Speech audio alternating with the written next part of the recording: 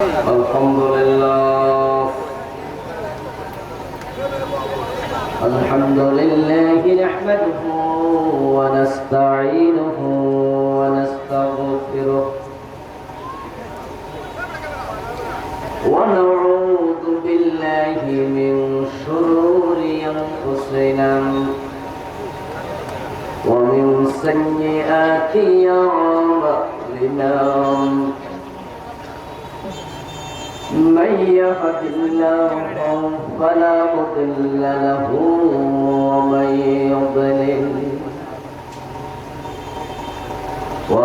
يضلل فلن تجد له وليا مرشدا وأشهد أن لا إله إلا الله وأن محمدا عبده ورسوله أما بعد فقد قال الله تعالى في كلامه المجيد فقدم ستفعل أعوذ بالله من الشيطان الرجيم بسم الله الرحمن الرحيم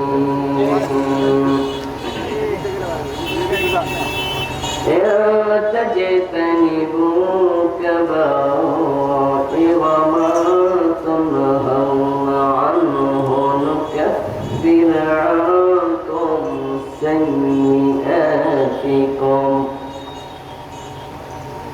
نكفر عنكم سيئاتكم وندخلكم مدخلا كريما. قال النبي صلى الله عليه وسلم ذاق طعم الإيمان من رضي بالله ربا وبالإسلام دينا وبمحمد نبيا ورسولا أو كما قال النبي عليه الصلاة والسلام. সকলে মেহেরবানি করে দুরূদ ইব্রাহিম করুন। আল্লাহুম্মা সাল্লি আলা মুহাম্মাদ ওয়া আলা আলি মুহাম্মাদ কামা সাল্লাইতা আলা ইব্রাহিম ওয়া আলা আলি ইব্রাহিম। اللهم بارك على محمد وعلى آل محمد كما باركت على إبراهيم إنك حميد مجيد. اللهم صل وسلم وبارك عليه. تنظيم الأطفال হুসাইনিয়া ইসলামিক একাডেমি ও উত্তর পাড়ান এলাকাবাসীর উদ্যোগে আয়োজিত আজকের এই চমৎকার তাফসীরুল কোরআন মাহফিলের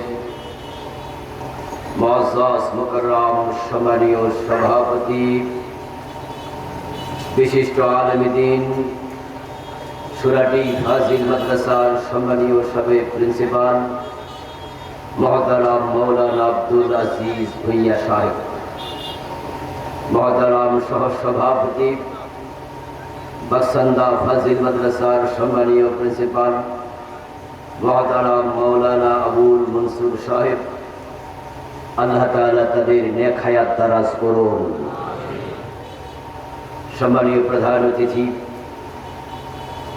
হোসেনপুর উপজেলা পরিষদের সম্মানীয় চেয়ারম্যান জননেতা জনাব মোহাম্মদ সোহেল সাহেব, মুহতারাম আব্দুল কাইয়ুম খোকন সাহেব, জহিরুল ইসলাম নুরু সাহেব সহ অন্যান্য সম্মানীয় অতিথিবৃন্দ, মুহতারাম মৌলানা মুফতি আব্দুল্লাহ আল মাদানী, মৌলানা মোশাররফ হোসেন কাশিমি সাহেব সহ অন্যান্য সম্মানীয় আলোচকবৃন্দ,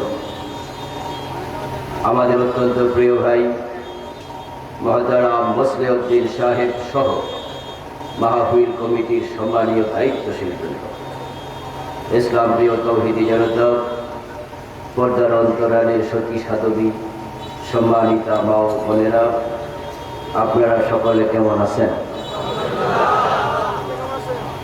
মাশাআল্লাহ, আলহামদুলিল্লাহ, আমিও ভালো আছি। আল্লাহ তাআলা আমাদের সকলকে ভালো রাখুন, সুস্থ রাখুন, যতদিন বাঁচিয়ে রাখবেন ঈমানের সাথে রাখুন, বলুন আমিন। আল্লাহর মেহেরবানিতে ইতোমধ্যেই প্যান্ডেল পরিপূর্ণ হয়ে গেছে। যারা নতুন করে আসবে এবং যারা দাঁড়িয়ে আছেন তাদেরকেও একটু বসতে দিলে ভালো হতো না? ভালো হতো না? ভালো হতে বললেই তো লড়তে হবে, এজন্য বলছে না। ওনাদেরকে বসতে দেওয়া দরকার আছে না নাই? তাহলে আমরা একটু পরোপকার করতে চাই। কিছু কিছু জায়গা কিন্তু খালি আছে, যেমন এইদিকেও কিছু জায়গা খালি আছে, আপনাদেরও মাঝে কারো কারো একটু একটু ফাঁকা আছে। আমরা যদি একটু নড়ে চড়ে বসি, অন্যের উপকার হবে, আমাদের ক্ষতি হবে না। অন্যের উপকার করার মানসিকতা নিয়ে আমি অনুরোধ করব, আমরা একটু সামনে আগাতে চাই। প্লিজ, যারা বসে আছেন একটু নড়াচড়া দেন। জি,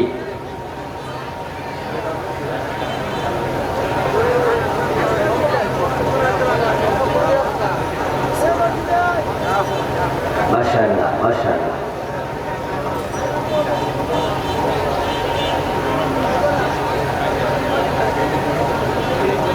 মাশাআল্লাহ, যারা দাঁড়িয়ে আছেন তারা একটু বসে যান। এই যুবক ভাইয়েরা, দাঁড়িয়ে থাকা যাবে না। পরিবেশে অনুকূল একটি পরিবেশ তৈরির জন্য আমরা সকলেই মাহফিলের সৌন্দর্যের সাথে সাংঘর্ষিক আচরণ পরিহার করে আমরা মাহফিলের আদব রক্ষা করে বসে যাই সকলে। আল্লাহ তাআলার পবিত্র জাতের লাখো কোটি শুকরিয়া জ্ঞাপন করছি, যে মহান মনিব অত্যন্ত মেহেরবানি করে এই ভর দুপুর বেলায় দুনিয়ার হাজারো ব্যস্ততাকে পাশ কাটিয়ে কোরআনের আহ্বানে, কোরআনের ময়দানে আমাদের সকলকে হাজির হওয়ার তৌফিক দিলেন। বিশ্বব্যাপী চলমান করোনার চরম বিপর্যস্ততার মাঝেও তিনি আমাদেরকে সুস্থ রাখলেন। কোরআনের কথা বলার মতো, শোনার মতো কোরআন মুখে হৃদয়ে দিলেন। এই সব নেয়ামতের মালিককে। এই জন্য আমরা আলোচনা শুরুতে মন প্রাণ উজাড় করে অন্তরের সবটুকুন শ্রদ্ধা এবং ভালোবাসা দিয়ে আমাদের মনিব আল্লাহ তাআলাকে শুকরিয়া জানাই, কৃতজ্ঞতা জানাই। সবাই মিলে জোরে জোরে কালিমাত শুকর করি, আলহামদুলিল্লাহ। দরুদ সালাম বিশ্বনবী সাইয়্যিদুল মুরসালিন, ইমামুনা কুদওয়াতুনা, হাবিবুনা উসওয়াতুনা, সনদুনা তাবিবু কুলুবিনা, মুহাম্মাদুর রাসূলুল্লাহ সাল্লাল্লাহু আলাইহি ওয়াসাল্লামের উপর সাহাবায়ে কেরাম ও শুহাদায়ে জামের আলা ইল্লিয়িন আল্লাহ তাআলার কাছে কামনা করছি, বলুন আমিন। সম্মানিত ভাইয়েরা, আমি আপনাদের সম্মুখে পবিত্র কোরআন মাজিদ থেকে সূরাতুন নিসা-এর 31 নম্বর আয়াতে কারিমা তিলাওয়াত করেছি। প্রিয় নবীজি পবিত্র মুখ অনুসৃত একখানা ছোট্ট হাদিসে নববী পাঠ করেছি। আল্লাহ তাআলা তৌফিক দান করলে এখান থেকে কিছু কথা বলবো ইনশাআল্লাহ। আল্লাহ তাআলা বলছেন, ইন তাজতানিবু কাবাইরা মা তুনহাউনা আনহু, তোমরা যদি বিরত থাকো কাবীরা গুনাহগুলো থেকে, যেগুলো থেকে বিরত থাকতে তোমাদের বলা হয়েছে, নুকাফির আনকুম সাইয়্যাতিকুম, তাহলে আমি আল্লাহ তোমাদের বাকি সগীরা গুনাহগুলো নিজেই ক্ষমা করে দেব। যে কবিরা থেকে বিরত থাকতে বলা হয়েছে, যদি কবিরা গুনাহ তোমরা পরিত্যাগ করো তাহলে আমি সগীরা নিজ থেকে মাফ করব।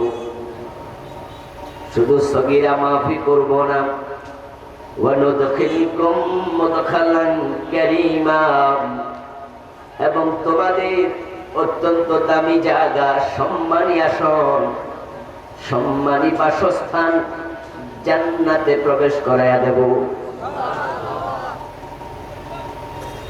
এই আয়াতে কারিমাতে আল্লাহ জান্নাত দেবেন ঘোষণা করেছেন শর্ত সাপেক্ষে। যদি তোমরা কবিরা পরিত্যাগ করো তাহলে জান্নাত পাবে। আল্লাহ তাআলার কথার কখনো হেরফের হয় না, তার সিদ্ধান্তের বাইরে কোনো কর্ম বাস্তবায়ন হয় না। তিনি যা বলবেন তার বিপরীত কথা বলার মতো ক্ষমতা দুনিয়ার কারোই নেই। ফাআলুল লিমা ইউরিদ, তিনি যা চান তিনি তাই করেন। ইয়াফআলু মা ইয়াশা, তার মাশিয়াতের আলোকে তিনি কর্মপন্থা নির্ধারণ করেন। তিনি যখন যা বলবেন সেটাই তিনি করে থাকেন। তার ঘোষণা, যদি কবিরা গুনাহ পরিত্যাগ করো সগীরা মাফ হবে, জান্নাত পাবে। তাহলে বিপরীত হলো, কবিরা গুনাহ থাকলে জান্নাত মিস হয়ে যেতে পারে। কবিরা গুনাহ আল্লাহর কাছে বড় পছন্দনীয়। আল্লাহ যা করতে বলেন তা করা ফরজ, লঙ্ঘন করা কবিরা গুনাহ। তিনি যা নিষেধ করেন তা নিষিদ্ধ কাজ, পরিত্যাগ করা ফরজ, তাতে লিপ্ত হওয়ার নামও কবিরা গুনাহ। তিনি যা বলবেন আল্লাহর বান্দা হিসাবে আমাদের দায়িত্ব তা পরিপালন করা। এর বিপরীতে গেলে আল্লাহর কাছে মুআখাযার মুখোমুখি হওয়া লাগবে। যদি আমরা আল্লাহর মুআখাযা থেকে, পাকড়াও থেকে নিজেকে নিরাপদ রাখতে চাই, কবিরা গুনাহগুলো পরিত্যাগ করতেই হবে। আল্লাহ পাক রব্বুল আলামিন কোরআন মাজিদে বিভিন্ন জায়গায় কবিরা গুনার পরিণতি সম্পর্কে আলোচনা করেছেন। গুনাহ এমন এক অপছন্দনীয় জিনিস আল্লাহর কাছে, যেটা করলে ব্যক্তি জান্নাতের উপযোগিতা হারিয়ে ফেলবে। এই জন্যই তিনি বলেছেন, গুনাহ যদি হয়েও যায় তুমি তাওবা করে ফিরে আসতে দেরি করিও না। তুমি যদি একটা গুনাহ নিয়ে কবিরা মারা যাও, সেটাও তোমার জান্নাতের পথ অন্তরায় হয়ে যেতে পারে। আমরা দেখেছি বাবা আদম আল্লাহর জান্নাতে আল্লাহর নিষিদ্ধ একটা কাজ করছেন, সাথে সাথে জান্নাতের পোশাক খুলে পড়ে গেছে। এবং আল্লাহ তাআলা বাবা আদম মা হাওয়া আলাইহিস সালাম কি জান্নাত থেকে বের করে দিয়েছেন। শয়তান আল্লাহর একটা অর্ডার লঙ্ঘন করেছে, সাথে সাথে তার ঈমানটা পর্যন্ত বরবাদ হয়ে গেছে। ধ্বংস হওয়ার জন্য একটাই যথেষ্ট, একটা কবিরা গুনাহ আপনার জান্নাতের পথ অন্তরায় হয়ে যেতে পারে। যখন কোনো মানুষ আত্মহত্যা করে, আমাদের কাছে মেসেজ আসে, আমরা শুনে আফসোস করি, লোকটা করলো কি, বিষ খায়া মরছে, ফাঁসিতে ঝুলে মরেছে। খবর শোনার সাথে সাথে আমরা সকলেই আফসোস করি, করলো কি? বলুন তো, আত্মহত্যা করা কয়টা কবিরা গুনাহ? কথা বলেন, আবার বলেন। একটা কবিরা গুনাহ করেছে। আপনি আমি আফসোস করি এই কারণে, লোকটা তাওবা করার সুযোগটা পায় নাই, করে মরে গেছে। তার আমলনামায় আর কোন কবিরা গুনাহ আছে কিনা আমরা কেউ জানি না। আপনার আমলনামার খবর আপনি জানেন, আমারটা আমি জানি, আর আল্লাহ জানে, অন্য কেউ জানে না। কিন্তু আত্মহত্যা করেছে, একটা কবিরা গুনাহ যে করছে এটা আমরা জানলাম, তাই আফসোস করলাম। তার অন্য কবিরা গুনাহ আমলনামায় আছে কিনা আমরা কেউ জানি না, একটার জন্য আফসোস করলাম। এবার বলুন তো, আমাদের আমলনামায় কবিরা গুনাহ আছে না নাই? একটা না আরো বেশি? তো নিজের জন্য আফসোস করব কবে?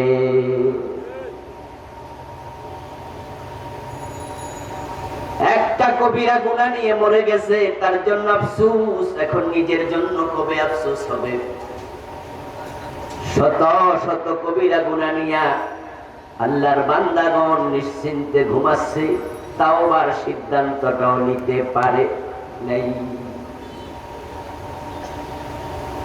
ওই কবিরা গুনাহ অবস্থায় যদি আপনার মৃত্যু হয়, যে আপনার পকেটের টাকা সুদে লাগাইছেন, ওই সুদে টাকা নো লাগা মানুষের কাছে আছে, আপনি অবস্থায় মরে গেছেন। ওই বেটা বিষ খাইয়া মরছে, তাওবা করে নাই। আপনিও সুদে টাকা লাগাইয়া মরছেন, তাওবা করেন নাই। তার মাঝে আর আপনার মাঝে পার্থক্য কই?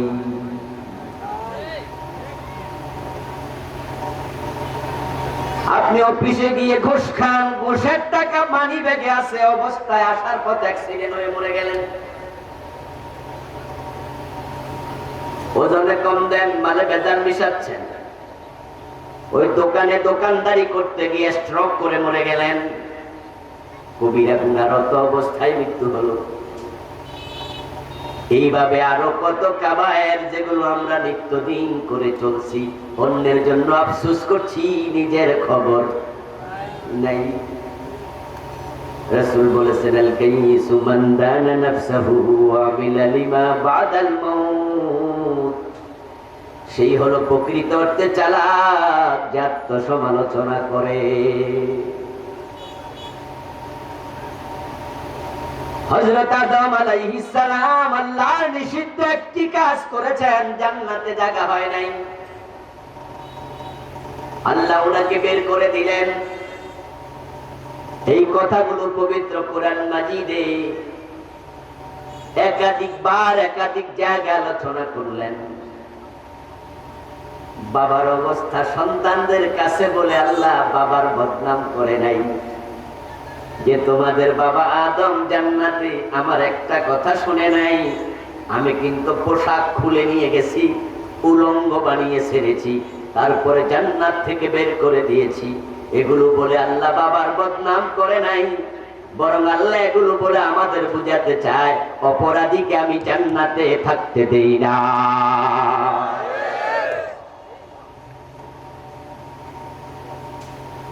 আমার আদেশ শুনবে না, তার গায়ে জান্নাতের পোশাক হবে না। অপরাধীকে আমি জান্নাতের পোশাক দেই না। আদম আলাইহিস সালাম মা হাওয়া আলাইহিস সালাম কে আল্লাহ জান্নাতে দিয়ে বলেছিলেন, ইয়া আদম উসকুন আনতা ওয়া যাওজুকাল জান্নাহ। ও আদম, তুমি তোমার স্ত্রীকে নিয়ে জান্নাতে থাকো। কুলা মিনহা রাগাদা, আনন্দ চিত্তে যা চা খাও, যেখানে মন চায় যাও। পুরা জান্নাত তোমাদের জন্য বারিত মুক্ত। তবে ফালা তাকরাবা হাদিহিস শাজারা, ওই গাছটার কাছে যেও না। ফাতাকুনা মিনাজ জালিমিন, গেলে জালেম হইয়া যাইবা। আদম আলাইহিস সালাম আল্লাহর নিষিদ্ধ কাজ করে ফেলেছেন, শুধু গাছের কাছে যান নাই। ওয়াদাকাশ শাজারা, গাছের ফল ভক্ষণ করলেন।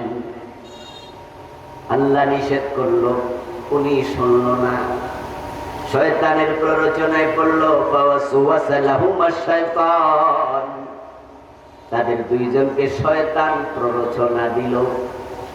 শয়তানের প্ররোচনায় পড়ে গাছের কাছে গেল। ফালাম্মা যাকাশ শাজারা, যখনই গাছের ফল ভক্ষণ করল, বাদাত লাহুমা সাওআতুহুমা, সাথে সাথে লজ্জাস্থান প্রকাশিত হলো। আল্লাহর নিষিদ্ধ কাজ করার সাথে সাথে জান্নাতের পোশাক আর গায়ে নেই। ফাতাফাকা ইয়াখসিফান আলাইহিমা মিন ওয়ারাকিল জান্নাহ, এবার জান্নাতের গাছের পাতা ছিঁড়ে নিজের লজ্জাস্থান ঢাকতে শুরু করলো। আল্লাহ জান্নাতের পোশাক খুলে নিলেন, তারপরে বললেন ইহবিতু মিনহা জামিয়া, জান্নাত থেকে বেরিয়ে যাও। ভুল করেছে কয়টা? কথা বলুন। গুনাহ করছে কয়টা? একটা মাত্র করছে। জান্নাতের কাপড়ও নাই, জান্নাতে থাকার অধিকারও নাই। এখন আমাদের গুনাহ আছে কয়টা? তো জান্নাতে যাওয়ার শখ লালন করেন কেমনে? আমরা আশাটা করি কেমনে?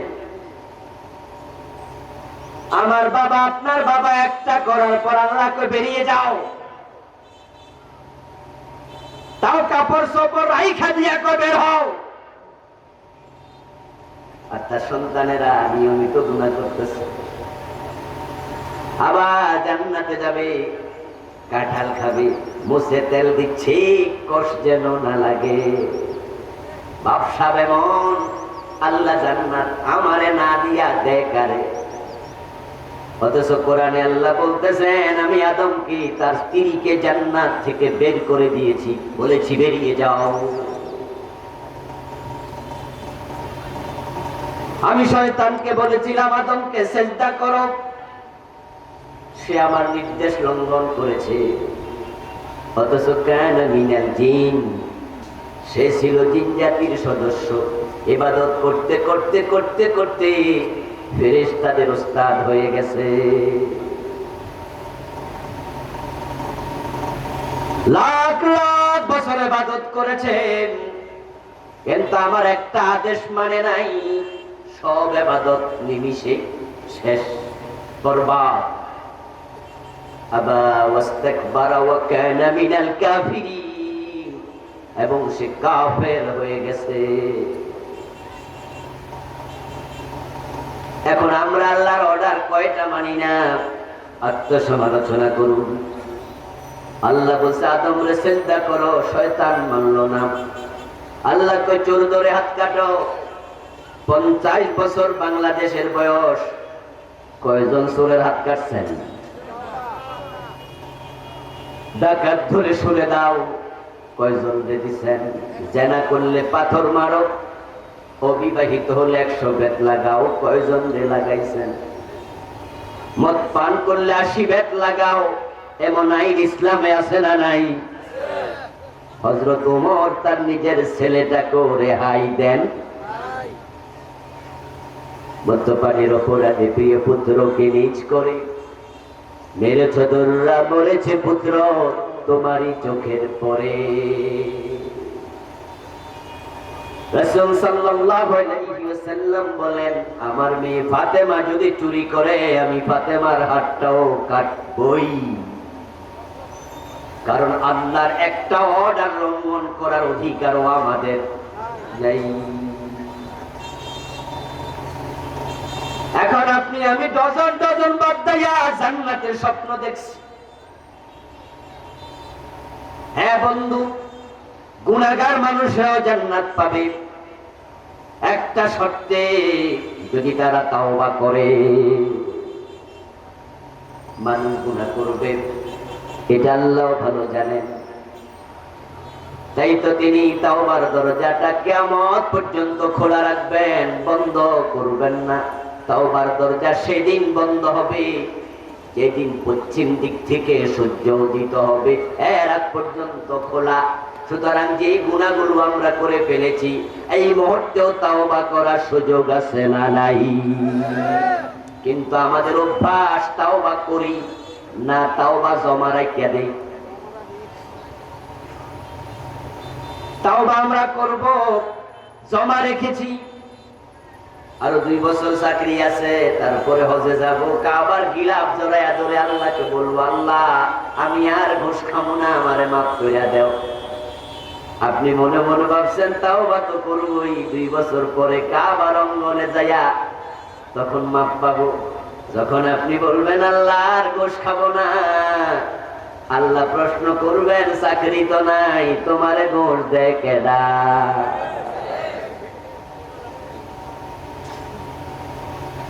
তোমার তাওবা করা দরকার ছিল তাৎক্ষণিক। আর তাৎক্ষণিক যারা তাওবা করে অপরাধ করার পরে যখন বোধোদয় হয়, দেরি না করে যে তাওবা করে আল্লাহ তাকে ক্ষমা করতে দেরি করেন না।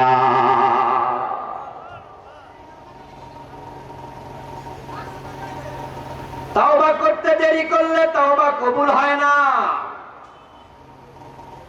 আল্লাহ পাক রব্বুল আলামিন কোরআন মাজিদে বলছেন, ইন্নামাত তাওবাতু আলাল্লাহি লিল্লাযীনা ইয়ামালুনা আস-সুআ বিজাহালা সুম্মা ইয়াতুবুনা মিন করিব।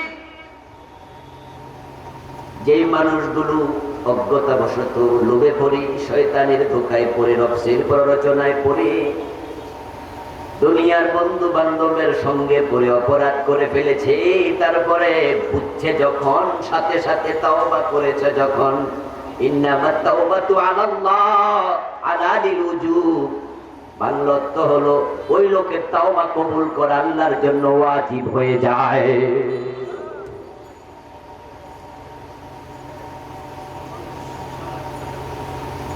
লাইসাত আত-তাওবাতু লিল্লাযীনা ইয়ামালুনা আস-সাইয়্যাত হাত্তা ইযা হাদারা আলাইহিমুল মাউত।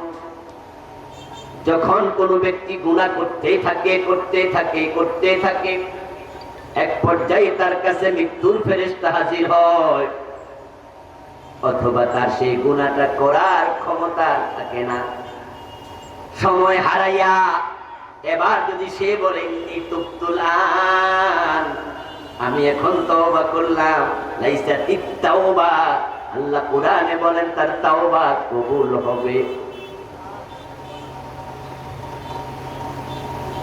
ওই যে চাকরি শেষ, এবার কাবার অঙ্গনে গিয়া গিলাফ জড়ায় আল্লাহ ঘুষ খাবো না, আল্লাহকে ঘুষ খাওয়ার ক্ষমতা তো এখন তোর আর নাই।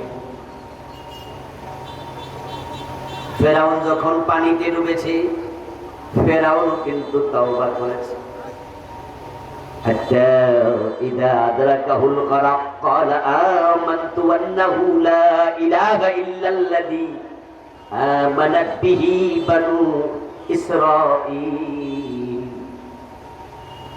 যখন পানিতে ফেরাউন ডুবে গেছে, ফেরাউন তখন আওয়াজ করে বলে, আমানতু, আমি ঈমান এনে ফেলেছি। কি আনছি? কথা বলেন না কেন? কি আনছি? এই ভাই বলা, তোমার হরণ মাত্র 2টা দেখা যায় কেন? হরণ আর কি আওয়াজ যথেষ্ট হচ্ছে, আওয়াজ বাড়াই ভিতরে হরণ দাও, আওয়াজ বাড়াও প্রয়োজন, হরণ ভিতরে যাও। আওয়াজ আমি বুঝতে পারছি কম হচ্ছে নাকি? হ্যাঁ, কম হচ্ছে।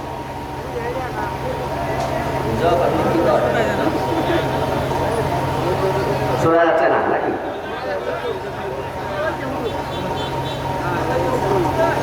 চাপাচাপি আর চলবে না, এই বসুন, চাপাচাপি শেষ। এখন যারা বসতে চান ভিতরে ঢুকে বসুন, সামনের দিকে জায়গা আছে। আমার ভাইয়েরা,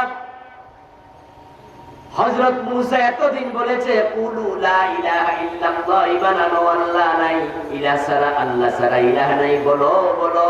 ফেরাউন রাজি হয় নাই, কিন্তু পানিতে যখন ডুবছে তখন কয় আমানতু, ঈমান এনেছি। হাদিসে এসেছে ফেরেশতা জিবরিল নিজে ফিরআউনের মাথায় ধরে চাপ মারছে, চাপ দিয়া ছেড়ে দেয়, পানি খাইয়া বাইসা ওঠে, আবার চাপ মারে, আবার বেশি ওঠে, আমান্তু বলে চিৎকার দেয়, চাপ বন্ধ হয় না। এক পর্যায়ে বলতেছি ওয়া আনা মিনাল মুসলিমিন, আমি শুধু মুমিন নয়, আমি মুসলমান হয়ে গেলাম। ইয়া আইয়ুহাল্লাযীনা আমানুত্তাকুল্লাহা হাক্কা তুকাতিহি ওয়া লা তামুতুন্না ইল্লা ওয়া আনতুম মুসলিমুন, ঈমানদার মুসলমান হও। ফেরাউন কয় আমি মুসলমান হলাম, কিন্তু ফেরেশতা সাপ বন্ধ করে না। ফেরেশতা এক পর্যায়ে ফেরাউনকে পানির নিচে নিয়া, রাসূলুল্লাহ বলেন এক হাত দিয়ে মাথা চেপে ধরে আর এক হাত দিয়া বাহারে আহমারের তলা থেকে কাদা তুলে তার গালের ভিতরে ঢুকাইয়া দিছে। এখন তুই আর আমান্তু বলতে পারবি না। এবার আকাশ থেকে আল্লাহ ডেকে বলেন আল আন আল আন قد عصيت قبل وكنت من المفسدين, এখন বুঝি ঈমান আনছো, কিছুক্ষণ আগেও তো আমার মূসাকে হত্যা করতে ছিলা তুমি সন্ত্রাসী।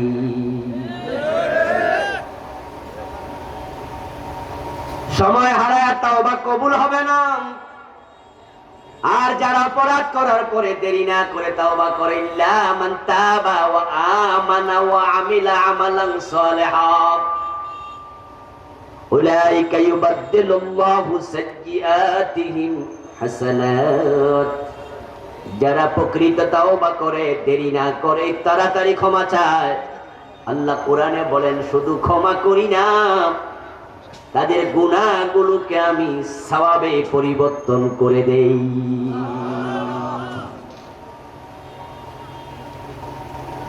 হযরত আদম আলাইহিস সালাম আল্লাহর নিষিদ্ধ কাজ করে ফেলেছেন।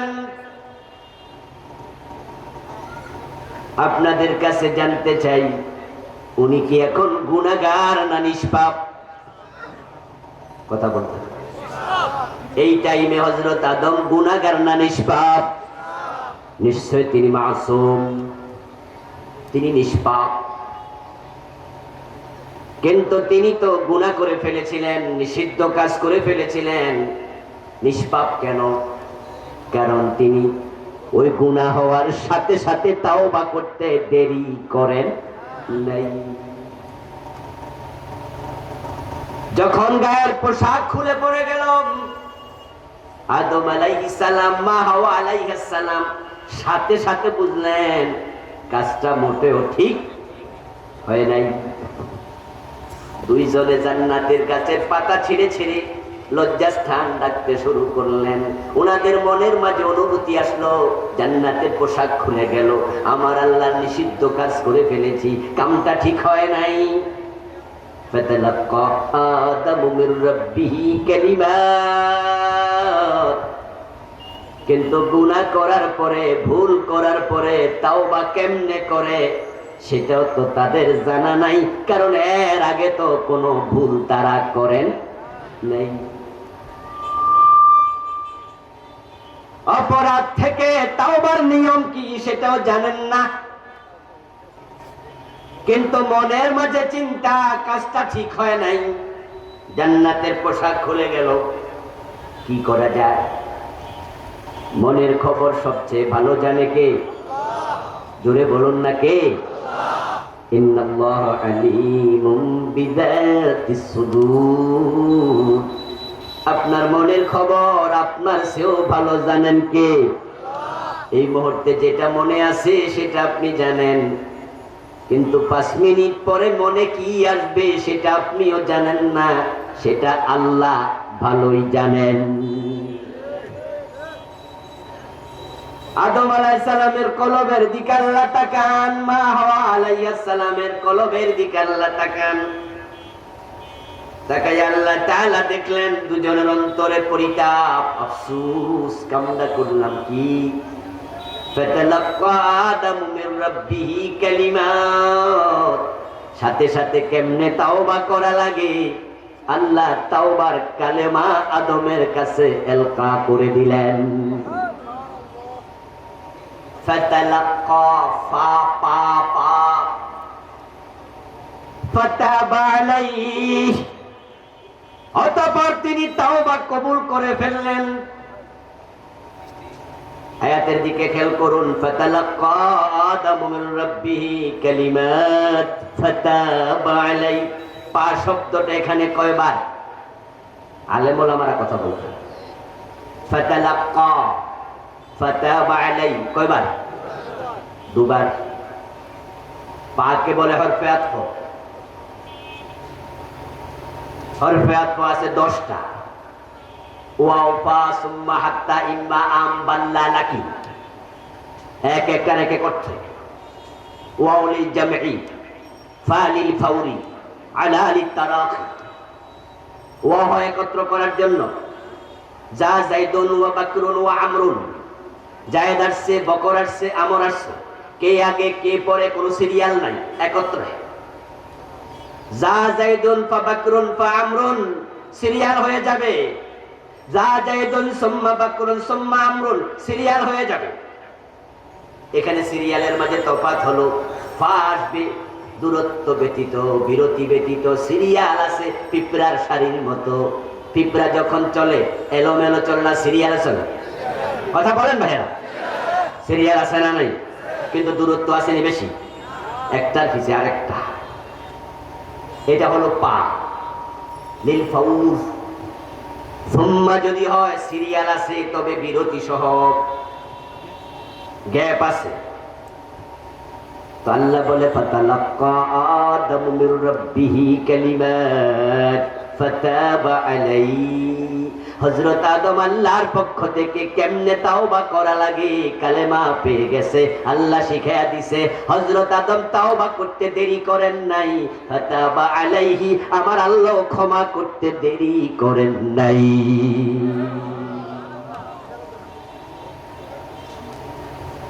যদিও বাংলাদেশের মাহফিলগুলোতে শোনা যায় 350 বছর কাঁদছে তারপরে ক্ষমা পেয়েছে, এগুলো সব বানোয়াট কথা, কোনো ভিত্তি নাই। আমার আল্লাহ এত নিষ্ঠুর না যে তিনি 350 বছর পরে ক্ষমা করবেন।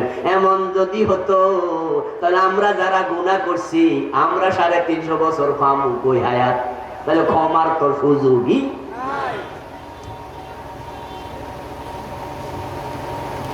আদম আলাইহিস সালামকে শ্রীলঙ্কায় পাঠানো হয়েছে অ্যাডামস থেকে।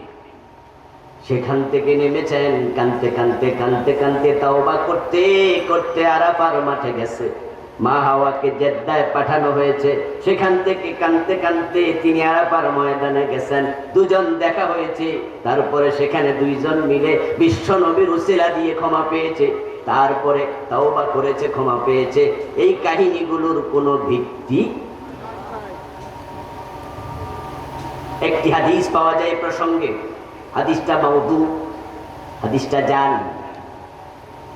لما اخترف آدم الخطية قال يا رب بحق محمد لما غفرت لي قال الله تعالى يا آدم كيف عرفت محمد ولم أخلق قال لما خلقتني بيدك ونفخت في من روحك فرفعت رأسي فرأيت على قوائم الأرش مكتوبا لا إله إلا الله محمد رسول الله فعلمت إنك لم تزف إلى اسمك إلا حب الخلق إليك قال تعالى صدقت يا آدم لولا محمد لما خلقتك هذا حديث موضوع জাল হাদিস।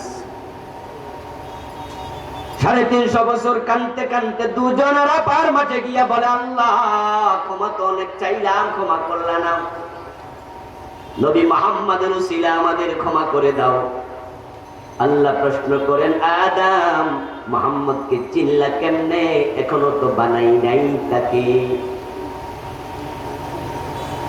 তখন আদম আলাইহিস সালাম বললেন আল্লাহ আমাকে আপনি যখন বানালেন আমার মাঝে রূহ ফুঁকে দিলেন, আমি মাথা তুলে দাঁড়াইয়া দেখি আরশে আজিমের ফিলারের মাঝে লেখা আছে লা ইলাহা ইল্লাল্লাহু মুহাম্মাদুর রাসূলুল্লাহ। আমি বুঝে নিয়েছি আপনার নামের পাশে মুহাম্মদের নাম, এতে বোঝা যায় সে আপনার বড় প্রিয় মাখলুক, তাই তার ওসিলায় ক্ষমা চাচ্ছি, ক্ষমা করে দেন। আল্লাহ বলেছে সত্য কথা বলেছ আদম, মুহাম্মদকে না বানালে তোমাকেও বানাতাম না, ক্ষমা করে দিলাম। মুহাদ্দিসগণ বলেন এই হাদিসটা সম্পূর্ণ বানোয়াট। এটা কোরআনের আয়াতের পুরা উল্টা। কোরআনের আয়াতের বক্তব্য ফাতালাক্কা আদম মির রাব্বিহি কালিমাত ফাতাবা আলাইহি, আল্লাহ পরপর দুইবার পা বলেছেন। এর মানে আয়াতের মর্ম হলো আদম গুনাহ করার পরে তাওবা করতে দেরি করেন নাই, আবার তাওবা করার পর আল্লাহ ক্ষমা করতেও দেরি করেন নাই।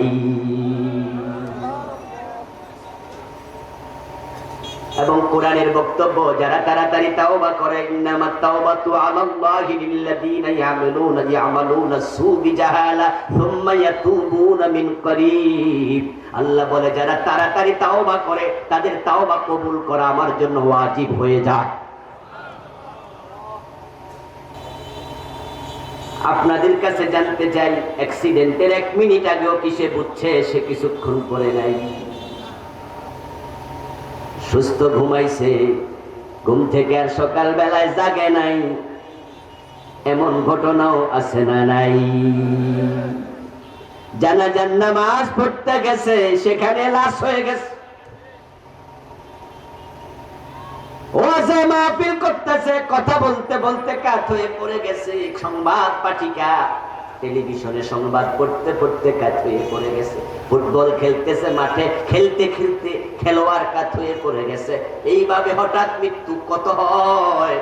এখন তাওবা যে জমা রেখে দিলেন, ওই গুনাহ নিয়ে মরলেন, উপায় কি? কাবীরা গুনাহ বড় জঘন্য, অথচ আমাদের দেশে হাসতে খেলতে কাবীরা করছে। আল্লাহকে যদি কাবীরা ছেড়ে দাও, সগীরা মাফ হবে, জান্নাতে আমি প্রবেশ করাবো। আর আমরা হাসতে হাসতে কবিরা গুনাহ করি। ছেলে মায়ের সাথে কথা বলতে কবিরা গুনাহ করে, মা ছেলের সাথে কথা বলতে কবিরা গুনাহ করে। ছোট্ট বাচ্চার সাথে রাতে ঘুম পাড়াতে গিয়ে মিথ্যা কথা বলছে, এই ঘুমা ঘুমা, বাহিরে কিন্তু বাঘ আছে। মা তার ছেলেকে বলছে বাহিরে বাঘ আছে, অথচ মা জানে কথাটা মোটেও সত্য নয়। এই যে মিথ্যা বলেছে, কোনো টেনশনই নেই, এটা যে কবিরা গুনাহ, কোনো চিন্তা নেই। যাচ্ছে বন্ধুদের সাথে আড্ডা দিতে, মা জিজ্ঞাসা করে কোথায় যাস? আর ছেলে বলে দিল কিনা স্যারের কাছে অঙ্ক করতে যাই। ছেলে জানে কথাটা মোটেও সত্য নয়, এই যে মিথ্যা বলে দিছে, মনে কোনো টেনশনও নেই। চা দোকানের সামনে বসে আছে, লুঙ্গিটা টানতে টানতে রানে সিবাই নিয়া, তারপরে বইয়া বইয়া বিড়ি টানতেছে, দুই বন্ধু গল্প করতেছে। এই যে 70 টাকা ফরজ, সে ফরজ লঙ্ঘন করে কবিরা গুনাহ করছে, টেনশনটাও।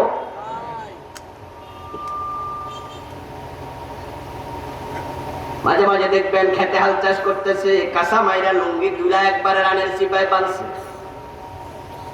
আমার বন্ধু ময়লা থেকে লুঙ্গি বাঁচায়, নিজেকে জাহান্নাম থেকে বাঁচানোর চিন্তাটাও নেই। ও মিয়া, লুঙ্গিতে ময়লা লাগলে ধুইলে পরিষ্কার হবে। গাছে উঠতে যায়, কাঁচা মাইরা গাছে ওঠে, লুঙ্গি নিয়ে আবার ছিঁড়ে যায়। এই লুঙ্গি ছিঁড়ে গেলে বাজার থেকে নতুন লুঙ্গি কিনা যাবে। কিন্তু তুমি কবিরা গুনাহ খেয়া কইরা দরা খাইলে কি উপায় হবে? মুসলমানের সন্তান, টেনশনটাও নেই। ছেলে মেয়ে মা বাবা এক জায়গায় বসে একসাথে কবিরা গুনাহ করে। এমন পরিবারের লোক, যেই পরিবারে টেলিভিশন নাই, নাটক দেখে না, সিনেমা দেখে না, বাবা মাওলানা, ছেলে হাফেজ, মেয়েটা বোরকা পরে, খাস পর্দা করে, নিজের চোখটা পর্যন্ত পরপুরুষকে দেখায় না, কিন্তু খাবার টেবিলে বসে অন্যের গীবত শেখায়াত শুরু করছে। গীবত হয় না, এমন পরিবার বাংলাদেশে খুঁজে পাওয়া বড়ই কঠিন। রাতের বেলায় খেতে বসেছে, আর মা তার ননদের বিরুদ্ধে কথা বলল, জায়ের বিরুদ্ধে কথা বলল, জামাইয়ের কাছে বিচার দিল, শুনছেননি আপনার ভাইয়ের বই আমার এই কথাটা কইতে পারেনি, এটা কইয়া ইজ্জত তুলেছে। ছেলেও সাপোর্ট করে, মেয়েও সাপোর্ট করে, আত্মীয় স্বজনরা যে কয়জন আছে গীবত শুরু করে দেয়, শয়তান হাততালি দিয়ে হাসে। একজন আগুন লাগাইছে, আরেকজন পেট্রোল ঢালতেছে। পুরা 10 মিনিট 20 মিনিট লাগাতার গীবতের কবিরা গুনাহ চলছে। অথচ গীবতু আশাদ্দু মিনাজ জিনা, এই কামটা এই নামাজি লোকদেরকে করায়া দিছে শয়তান, এটা জিনার চেয়েও জঘন্য। কবিরা গুনাহ আজকে দেদারতে চলার কারণ, কবিরা গুনাহ কারে কয় এটা অনেকে বুঝেই না, কবিরা গুনাহ চিনেই না।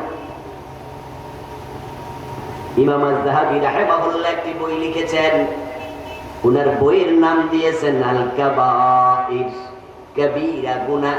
উনার বইতে উনি কবিরা গুনাহ লিখেছেন 70টা। কয়টা? 70টা।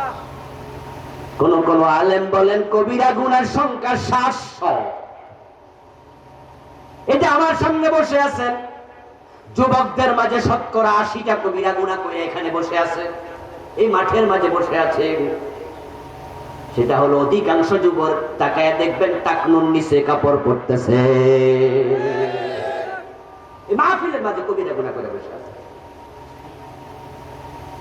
দাঁড়াইলে দেখবেন অনেক চিরে নিচে কাপড়।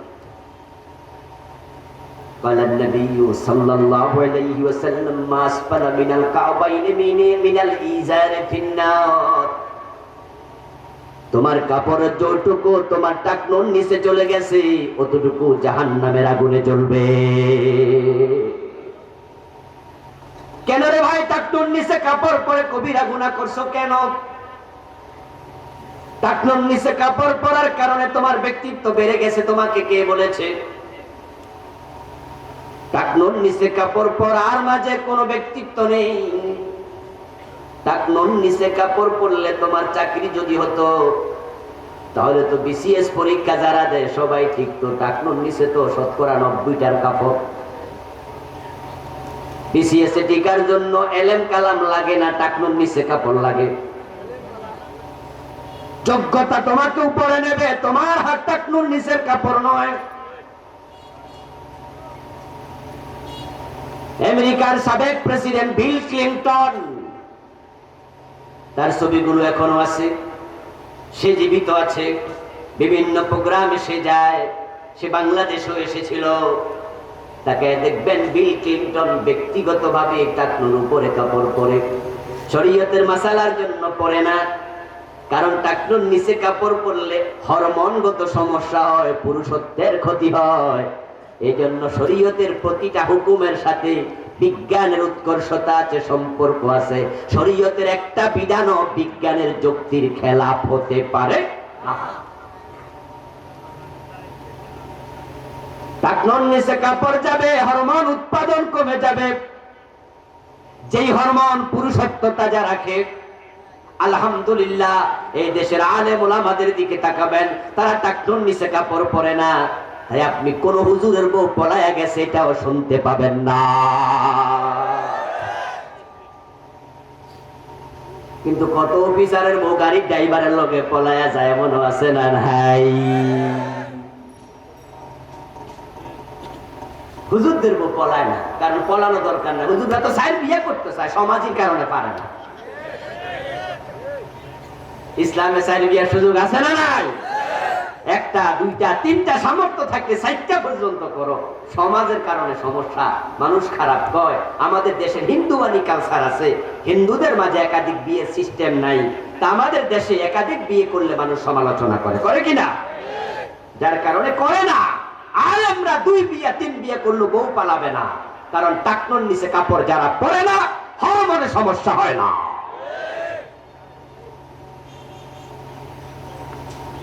আমার বন্ধু শুধু শুধু কবিরা গুনাহ করছো, দাড়ি কামাচ্ছে প্রতিদিন, সপ্তাহে 3 বার কামায়, এমনও আছে দিন 1 বার কামায়। বিশ্ব নবীর অর্ডার, ওয়াকুল্লুহা, দাড়ি ছেড়ে দাও, ওয়াকসুরুশ শাবাব, মুখ ছোট করো। এখন মুসলমানের সন্তান উল্টে গেছে, হে মুজ বড় করে দাড়ি কামায়া ফেলছে। রাসূলের অর্ডার লঙ্ঘন করলা, কবিরা গুনাহ। আমার বন্ধু, তুমি তোমার যোগ্যতায় বড় হইবা। রবীন্দ্রনাথ ঠাকুর দাড়ি রেখেও সে কবিগুরু হয়ে গেছে। তাহলে বোঝা যায় তোমার যোগ্যতা থাকলে তোমার দাড়ি তোমাকে হারবে না, ছোট করবে না। তবে হ্যাঁ, কিছু কিছু জায়গায় দাড়ির কারণেও হেনস্থা হওয়া লাগে। চাকরিটা চলে যেতে পারে, চাকরিটা নাও হতে পারে। তখন তুমি ইমানের পরিচয় দিবা। তুমি চাকরিকে রাজ্জাক মনে করো না, তোমার রাজ্জাককে। উত্তম ব্যবস্থা আল্লাহ করে দিতে। গত পরশুদিন দেখলাম ফেসবুকে, আড়ং নামক একটি দোকানে চাকরি নিতে গেছে, দাড়ি থাকার কারণে চাকরি দেয় নাই। এই জাতীয় সমস্যা বাংলাদেশে আরো কিছু অফিসে আছে। এটা মুসলমানের দেশ হিসাবে বড় পরিতাপ। বরং আমাদের দেশকে যারা ধর্মনিরপেক্ষ রাষ্ট্র বানাতে চায়, সাম্প্রদায়িকতা মুক্ত বানাতে চায়, ধর্মনিরপেক্ষ হলে প্রত্যেকে নিজের ধর্ম পালন করার অধিকার রাখে। সাম্প্রদায়িক মুক্ত যদি হয়, প্রত্যেকে নিজের সম্প্রদায়ের চিহ্ন বহন করার অধিকার রাখে। সুতরাং দাঁড়িয়ে রাখলে যারা চাকরি দেবে না, রাষ্ট্র তাদের বিরুদ্ধে মামলা করতে হবে।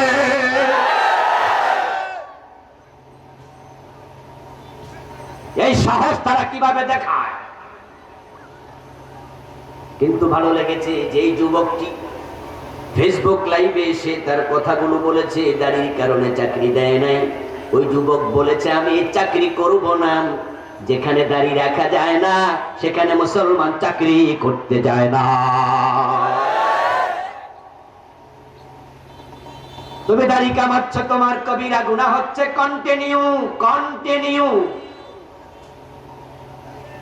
বিশ্বনবীর সাথে কবরে দেখা হবে। 3 নাম্বার প্রশ্ন, আমার নবী, তোমার নবীকে, নিজের চোখে নবীকে কবরে দেখতে পাওয়া যাবে। এবার বলুন তো, নবীর মুখে দাঁড়িয়ে আছে না নাই? আপনার কি খবর? রাসূলের সামনে দাঁড়াবেন, চেহারার তো মিল নেই। মৃত্যু যদি আপনার আজকে হয়, দাড়িবিহীন মৃত্যু হয়ে গেল। একটা সুন্নাহর সাথে যায়, যে সুন্নাহর নাম দাড়ি। মেসওয়াক সাথে যায় না কবরে, পাগড়ি সাথে যাবে না, টুপি সাথে যাবে না, পাঞ্জাবি যাবে না। একটা সুন্নাহর সাথে যায়, ওই সুন্নাহ কি?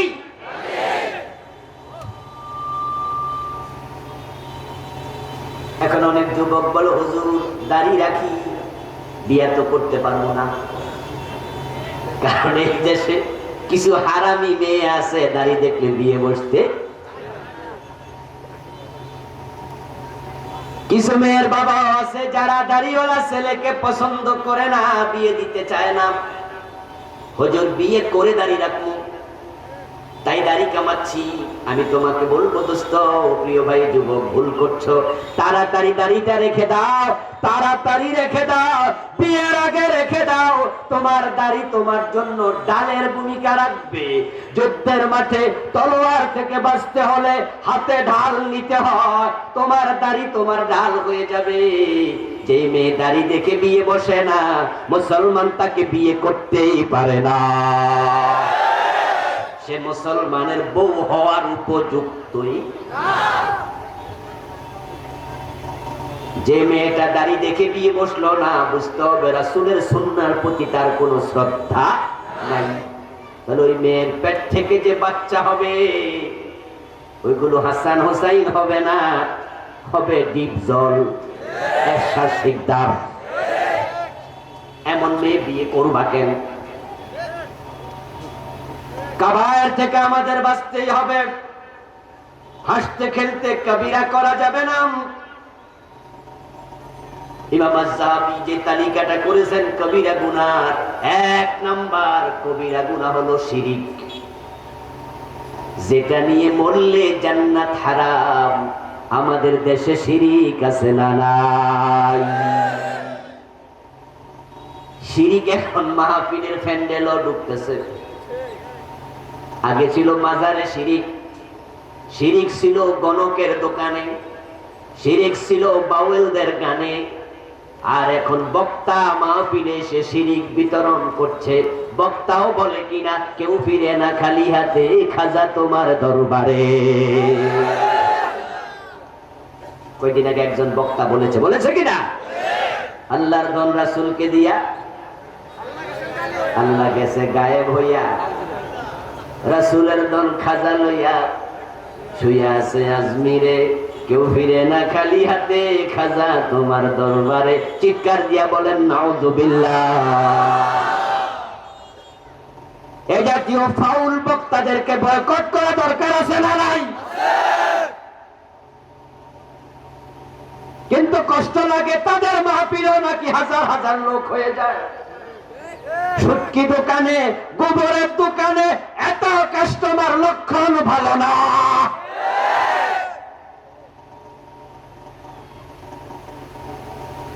যেই বক্তার মাহফিলে গেলে শিরিক হয়, শিরিকের আকীদা তৈরি হয়, ওই বক্তা থেকে দূরে থাকুন।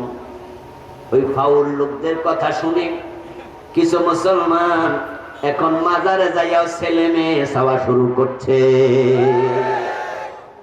ইন্না শিরকা লাযুলমুন আযীম, শিরকের মতো মহা অপরাধ আর নাই। মসজিদে যায় আল্লাহর আইন মানে সব মুসলমান ডান পা দিয়ে ঢোকে, বাম পা দিয়ে বের হয়। হুজুর যদি ভুল করে সাথে সাথে লোকমা দিয়ে সোজা করে দেয়। মাগরিবের ফরজ 3 রাকাত, 2 রাকাত পরে ভুলে সালাম ফিরাইছে, সাথে সাথে সবাই মিলে লোকমা দিছে। হুজুর আপনি আল্লাহর আইনের বাহিরে চলে গেছেন, আপনার সাথে আমরা নাই, লোকমা দিলাম, সোজা হইয়া যান। দল বোঝে না, মত বোঝে না, আল্লাহর আইনের ব্যাপারে সবাই সিরিয়াস। বাবা যদি ইমাম হয়, ছেলে যদি মুক্তাদি হয়, বাবা যদি ভুল করে, ছেলে বাবারে ও রেহাই দেয় না, লোকমা দেবে। কিন্তু সে মুসলমানগুলো মসজিদ থেকে বের হয়ে সমাজ চালায়, দেশ চালায়, আদালত চালায়, গণভবন, বঙ্গভবন, মন্ত্রণালয় চালায়। সেখানে আল্লাহর আইনের কথা মাথায় রাখে না, ব্রিটিশ আইন দিয়া চালাচ্ছে। তার কাছে মসজিদে আল্লাহর আইন ঠিক, আদালতে ব্রিটিশ আইনও ঠিক। যার কাছে সবই ঠিক সেই হলো মুনাফিক। নিফাক একটা বড় কবিরা গুনাহ। আল্লাহর বক্তব্য আলা লাহুল খালকু ওয়াল আমরু, সাবধান, সৃষ্টি যার, আইন চলবে শুধুই তার। ইনিল হুকমু ইল্লা লিল্লাহ, আল্লাহ ছাড়া কারো হুকুম চলতে পারে না। এই জন্য তো নবী মুহাম্মদ বলেছেন, আমার মেয়ে ফাতেমা চুরি করলে তার হাতটাও আমি কাটবই, কারণ চোর ধরে হাত কাটো অর্ডার কাট। এই জাতি পুরা 50 বছরে একটাও কাটে নাই, পুরা জাতি কবিরা গুনায় লিপ্ত। এই কবিরা গুনাহ নিয়ে আমরা মরতে চাই না, যার কারণে তো মাহফিল গুলো আল্লাহর আইনের কথা বলি। আইন আল্লাহর কায়েম হোক আর না হোক, আল্লাহর কাছে বলে দেব, আল্লাহ আমি তোমার আইনের বাহিরে ছিলাম না।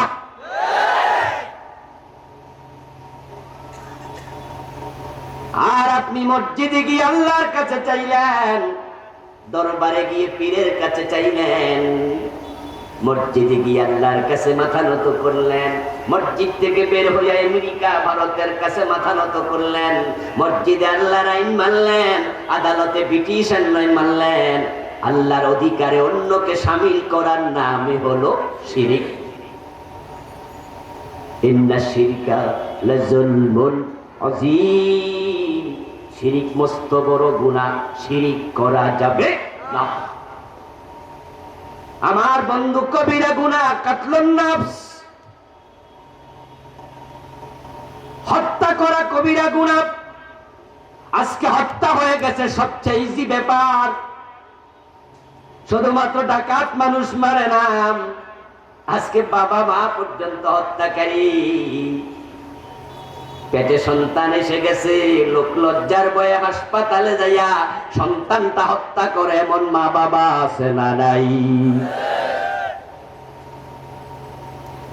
ছেলে ইন্টারমিডিয়েটে পড়ে, ডিগ্রিতে পড়ে মেয়েটা, এখন হঠাৎ করে পেটে বাচ্চা এসে গেছে। মানুষে কি কইব? লজ্জা লজ্জা লাগে। তাই লজ্জা থেকে বাঁচতে গিয়া হাসপাতালে অবসান করে, ওই সন্তানটাকে হত্যা করে। হাসরের ময়দানে আল্লাহ বাচ্চাকে হাজির করে বাবার সামনে দাঁড়ায়া প্রশ্ন করবেন, বিআইয়ি যামবিন কুতিলাত, কোন অপরাধে হত্যা করা হয়েছে? জবাব দিতেই হবে। আমি গরিব মানুষ, সন্তান হলে খাওয়াবে কে? এই চিন্তায় সন্তান হত্যা করে, পেটেরটা নষ্ট করে, এমন আছে না নাই?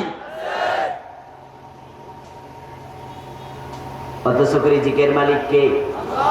আপনারে খাওয়ায় কে? আপনার সন্তানকে খাওয়াবে কে? লা তাকতুলু আওলাদাকুম খাশিয়াতা ইমলাক, নাহনু নারযুকুহুম ওয়া ইয়্যাকুম। আল্লাহ বলে খাদ্যের ভয়ে সন্তান হত্যা করিও না। আমি রাজ্জাক, আমি খাওয়াই। এই যে আপনাদের চারদিকে ধানের ফসল, আজ থেকে 30 বছর পিছনে যান, বছরে জমিতে কয়বার হতো, এখন কয়বার হয়? আগে 1 বিঘাতে কয় মন হতো, এখন কয় মন হয়? রিজিক এমন বাড়া বেড়েছে, ৭৪-এ কত মানুষ না খাইয়া মরছে, এখন ভিক্ষুকের ঘরেও কাছের প্লেট পাওয়া যায়। ভিক্ষুকের বাড়িতে গিয়ে পানি চাইবেন, কাছের বোতলের কাছের আপনার কি বলে গ্লাসে করে পানি দেবেন। এখন এমন ভিক্ষুক আছে 2 টাকা দিলে মাইন করে। ভিক্ষুকের অ্যাকাউন্টে লাখ টাকা পাওয়া যায়, এমন ভিক্ষুক আছে না নাই? না খেয়ে কেউ মরে না, আর তুমি সন্তান হত্যা করছো, কাবিরা গুনাহ।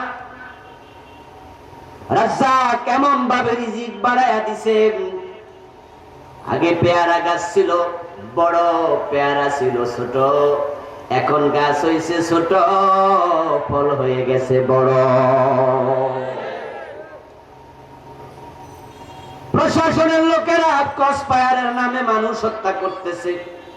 মানুষ হত্যা এত ইজি হয়ে গেছে, এখন বিরোধী দল না পাইয়া নিজেরা নিজেদেরকে গুলি করে মারতেছে। এ কয়েকদিন আগে নোয়াখালীর কোম্পানিগঞ্জে কি দেখলেন? গত 5 দিন কসবায় কি দেখলেন? গোলাগুলি চলছে। আর যদি বিপরীত মতের লোক হয়, গুলি করে মেরে ক্রস ফায়ারের নাম দিয়ে দাও, পত্রিকাওয়ালারাও কথা বলবে না, টেলিভিশনওয়ালারাও বলবে না, সবাই মুখ বন্ধ করে রাখবে। অথচ আল্লাহর কাছে নরহত্যা জঘন্য অপরাধ। কোরআনে তিনি বলছেন, মান কাতালা নাফসান বিগাইরি নাফসিন আও ফাসাদিন ফিল আরদি ফাকান্নামা কাতালান নাস জামিয়া। অন্যায় ভাবে যদি একটা মানুষ হত্যা করো, তামাম দুনিয়ার 800 কোটি মানুষ হত্যার অপরাধ হয়ে গেছে। মানুষ হত্যা বড় অপরাধ, এটা বড় মাপের কবিরা গুনাহ, করা যাবে না, সাপোর্টও করা যাবে না। قال النبي صلى الله عليه وسلم لو أن أهل السماوات والأرض اشتركوا في دم المؤمن لأكبهم الله في النار। যদি আকাশের সকল ফেরেশতা, জমিনের সব মানুষ একটা মুমিন হত্যায় অংশগ্রহণ করে, আল্লাহ এতটা রেগে যান, তিনি সবাইকে জাহান্নামে উপর করে ফেলে দেবেন। এখন বিনা দোষে সুতানাতা দিয়া মামলা দিয়া ভালো মানুষকে ফাঁসি দেয়া হচ্ছে। মেরে ফেলতেছেন, ক্ষমতা আছে মারেন। হাসরের ময়দানে আল্লাহ বলবে তার জান দিয়েছি আমি, কেড়ে নেয়ার অধিকার তোরে দিল কে? তার জান আজকে ফিরাইয়াতে পারবেন তো? এই জন্য সাবধান মুসলমান। ঠিক একই ভাবে কবিরা গুনাহ আত্মহত্যা করা। অনেকে আছে নিজেকে কন্ট্রোল করতে পারে না, আত্মহত্যা করে বিষ খাইয়া মরে যায়। যখন কোনো কারণে মেন্টালি আপসেট থাকে, সে মনে করে অনেক বিপদ আমার, অনেক মুসিবত আমার, এই সব থেকে বাঁচতে চাই, তাই আমি মরে যাই। আপনাদের কাছে জানতে চাই, আত্মহত্যা করার পরে বিপদ থেকে বাঁচলো না আরো বিপদে পড়লো? সমস্যা কি কমছে না বাড়ছে? তাই আমি বলছি আত্মহত্যা কখনো সমাধান হতে পারে না। এই জন্য কখনো আত্মহত্যা নয়। Life is a struggle. জীবন হলো যুদ্ধের মতো। যুদ্ধে জয়ও আছে, পরাজয় আছে। আজকে আপনি হয়তো হেরেছেন, কালকে আপনি বাঁচলে জিততেও পারেন। আত্মহত্যা করবেন না। হাদিসে পাওয়া যায় যে ব্যক্তি যা দিয়ে আত্মহত্যা করবে, জাহান্নামে নেয়ার পরে আল্লাহ তাকে ওই শাস্তিটা উপর্যুপরি দিতে থাকবে। কেউ যদি ফাঁসিতে ঝুলে মরে, জাহান্নামের আগুনে ঢুকাই আল্লাহ তাকে ফাঁসির রশি দিয়া ঝুলাইয়া রাখবে, এর মাঝে জ্বলতে থাকবে আবাদুল আবাদ। কেউ যদি নিজে ছুরি দিয়া নিজের কণ্ঠ কেটে নেয়, জাহান্নামের আগুনে দিয়ে আল্লাহ ছুরি হাতে ধরাইয়া দেবে, সে নিজের কণ্ঠ কাটতেই থাকবে। কেউ যদি বিষ পান করে মরে, জাহান্নামের আগুনে নিয়ে আল্লাহ তার হাতে বিষের বোতল ধরাইয়া দেবে, সে খাইতেই থাকবে। এইভাবে শাস্তি আবাদুল আবাদ চলতে থাকবে। জুলুম করা বড় কবিরা গুনাহ, এটা করবেন না। আজকে এটা সবচেয়ে বেশি। একটু চান্স পাইলে জুলুম শুরু হয়। যে ব্যক্তি ধনী, ওই ব্যক্তি পাশের বাড়ির গরিবের উপর জুলুম করে। ওর মুরগি যদি বাড়িতে আসে, বাড়ি দিয়ে ঠ্যাং ভাঙ্গিয়া দেয়। ওর গরু রশি ছিঁড়ে যদি ঘাস খাইয়া ফেলে, ওই গরুটার মাথা পাঠাইয়া দেয়, বাইরাইয়া লাল করে দেয়, খারাপ ব্যবহার করে। আর যদি তার গরু তার ক্ষেত খাইয়ালায়, সে যদি বাড়িতে উপায় নাই, এসে যদি বলে আপনার গরু আমার ক্ষেত খাইছে, মুস্কি হাসি দিয়া বলে তোর কপাল ভালা, আমার গরু তোর খেতে গেছে। একটু ক্ষমতা পেয়েছে, বিপরীত দল বিরোধী দলের বিরুদ্ধে বিনা দোষে মামলা। জুলুম যেন এখন আমাদের ট্র্যাডিশন। এখনকার সরকার ক্ষমতা, অন্যদের উপর জুলুম, আবার হেরা ক্ষমতা আসলে করবে তাদের উপর জুলুম। ঠিক না? মানে জুলুম আমাদের অভ্যাস। অথচ ইন্নাজ জুলমা জুলুমাতুল ইয়াউমাল কিয়ামাহ, জুলুম কিয়ামত অন্ধকার হয়ে সামনে দাঁড়ায়া যাবে। আপনি যত জুলুম করেছেন, আল্লাহ সবটা উসুল করায়া তারপরে ছাড়বে। উসুলের আগে আপনার ছাড়া নেই। আরে ভাই, মানুষ তারা তো বিচারের মুখোমুখি হবেই। হাদিসে পাওয়া যায়, তাফসীরের কিতাবে এসেছে, জালালাইনেও আসছে, সূরা নাবার শেষ আয়াত, ওয়ায়াকুলুল কাফিরু ইয়া লাইতানি কুনতু তুরাবা। ওই আয়াতের ব্যাখ্যা আছে, কিছু গরু ছাগল পর্যন্ত হাসরের ময়দানে বিচারের মুখোমুখি হবে। মানুষ তো হবেই, কিছু গরু ছাগলও হবে। আশ্চর্য হচ্ছেন না? দুনিয়াতে শিং আছে, আরেক গরুর শিং নাই। ওই শিংওয়ালা গরু মাঝে মাঝে মাস্তানি করে গুতা মারে, এমন হয় না? দেখবেন যে শিংওয়ালা গরু আছে, এরকম করে, যেটা শিং নাই সেটার গুতা মারে। আল্লাহর হাবিব বলেন, হাসরের দিন আল্লাহ তাআলা দুইটা গরুকে আল্লাহর সামনে হাজির করবেন। একটা শিংওয়ালা জালেম, আর একটা শিংবিহীন মাজলুম। সে দুনিয়াতে গুতা খাইছে, ফিরে দিতে পারে নাই, কারণ তার শিং ছিল না, তাকে শিং দেয় নাই কে? তো আল্লাহ না নেই বিচারক? তাই তিনি তাকে তুলে সেদিন সিংহের মালিক বানাবে। যার সিং ছিল না তাকে সিং দেবেন, যার সিং ছিল তাকে সিং দেবেন না। ওয়াকুল্লা শাইইন আহসাইনাহু কিতাবা, সবার কর্ম তৎপরতা আমি লিখে রেখেছি। আল্লাহ বলল, সিংবিহীন গরু তুই তার কাছে 10টা গুতা পাইবি। সে তোরে বিনা দোষে 10টা গুতা দিছে, আজকে তোরে সিং দিলাম, ওই 10টা ফিরাইয়া দে। ও বেড়া মাস্তান, সিং পাইয়া মাস্তানি করছ, আজকে দিলাম না, সোজা হইয়া খাড়াইয়া থাকো, বেড়ার গুতা খাও। সে 10টা গুতো ফিরাবে। তারপরে এবার আল্লাহ বলবে, কুনু তুরাবা, তোমরা মাটি হয়ে যাও। ওই 2টা গরুর জান্নাত জাহান্নাম নাই, মাটি হয়ে যাবে, মাটির সাথে মিশে যাবে। এই দৃশ্যটা দেখে কাফেররা বলবে, ইয়া লাইতানি কুনতু তুরাবা, যদি আজকে আমিও মাটি হয়ে যেতাম। যদি জুলুম করলে আল্লাহ গরু ছাগল রে না ছাড়ে, আপনি কেমনে ছাড়া পাবেন? আপনি চেয়ারম্যান, আপনি মেম্বার, আপনি এমপি, আপনি ভুলে যাবেন না জালেম হইয়া ছাড়া পাবেন। আপনার চেয়ে বড় ক্ষমতাওয়ালা আরেকজন আছে না নাই? তিনি সব দেখেন।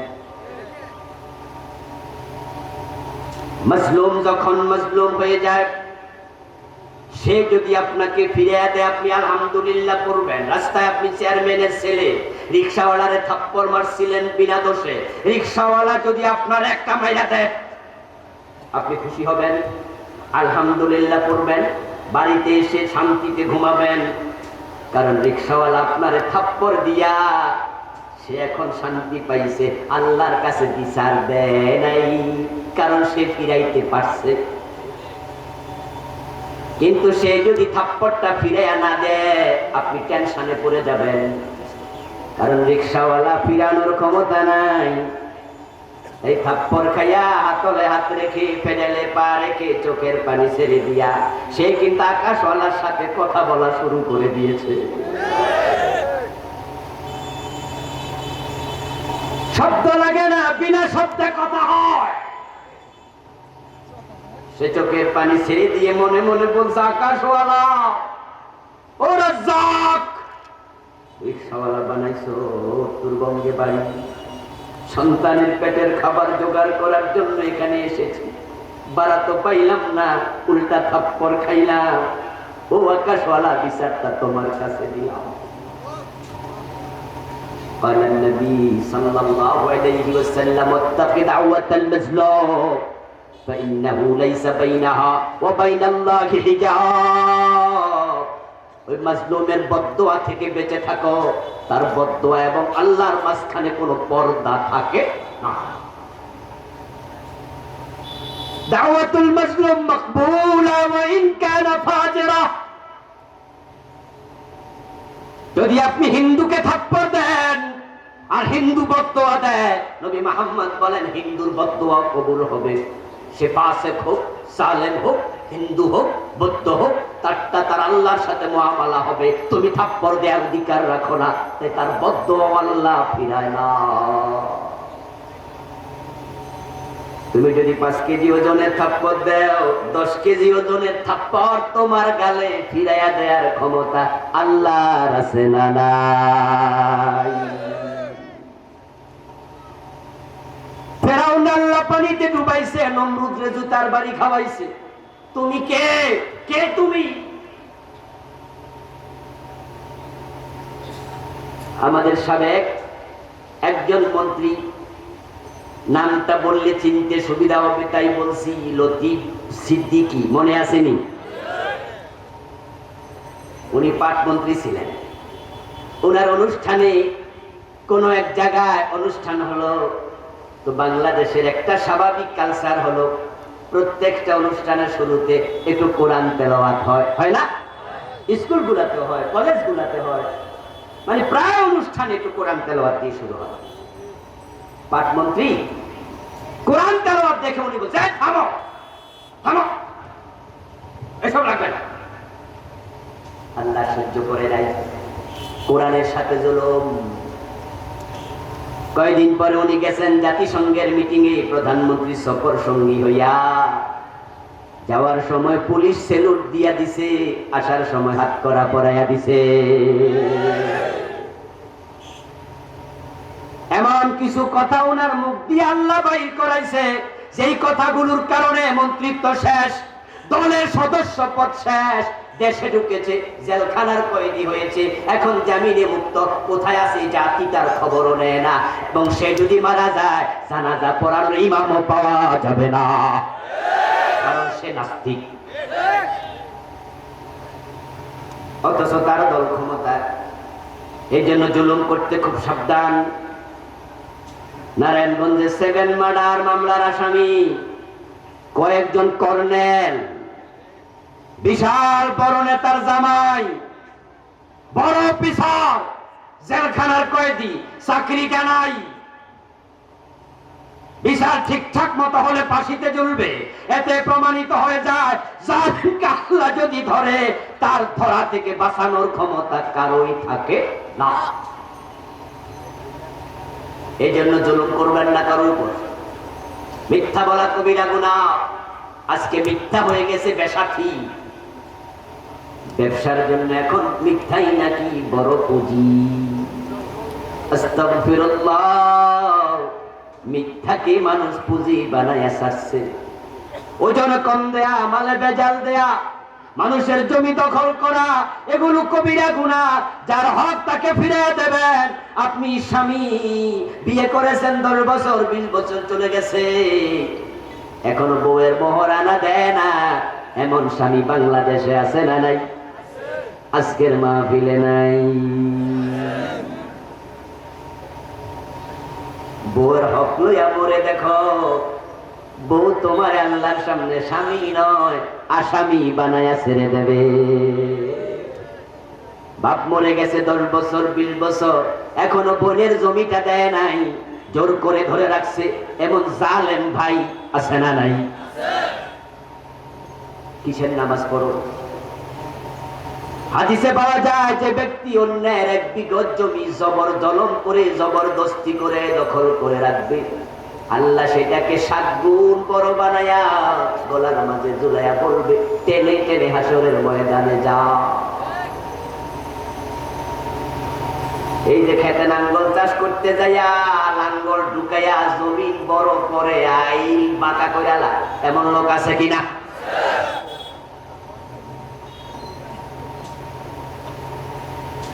ভাইয়ের জমি ভাই দখল করে, বাবা রেখে গেছে, জাল দলিল করে বাবার জমি ভাই মালিক হয়ে গেছে, নেতা হয়েছেন, ক্ষমতা আছে, গরিবের জমি দখল করে দোকান তুলে লাইছে, এমন আছে না?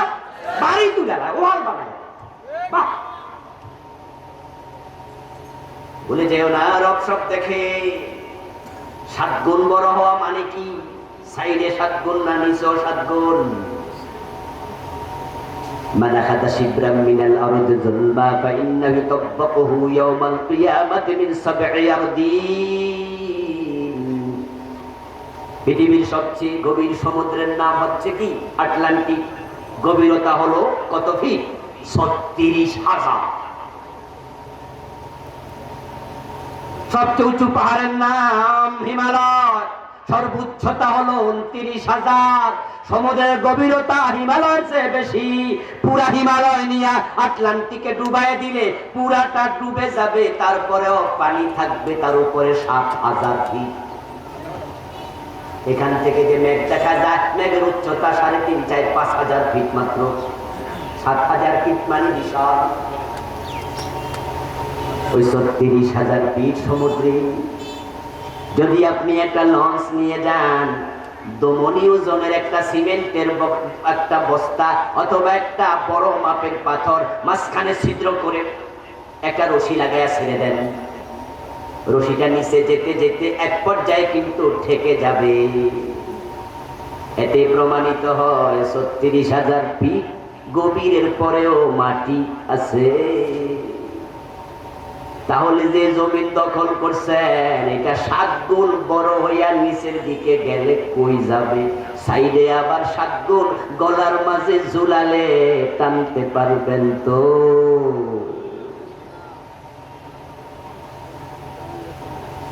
হাদিসের বক্তব্য হশারুন নাস ইয়াউমাল কিয়ামাতি হুফাতান ওয়া উরাতান ওয়া গুরলা।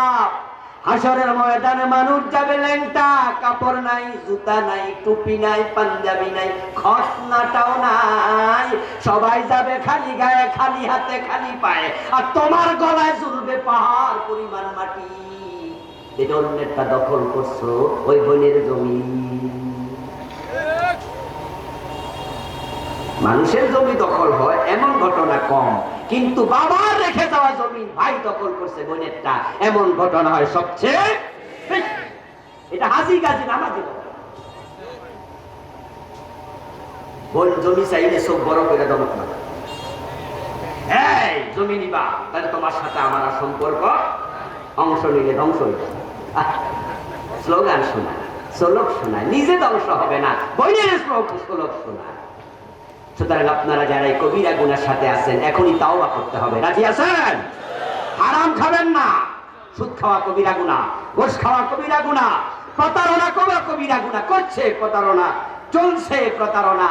আহা, হাজি সাহেব বাজারে গাই গরু বিক্রি করতে নেয়ার আগে উলান খুলে যায়, 3 দিন 2 দিন গরুর বাচ্চাটারে গরুর দুধ খাইতে দেয় না, উলানটা এত বড় হয়, তারপরে বাজারে নিয়ে বিক্রি করে।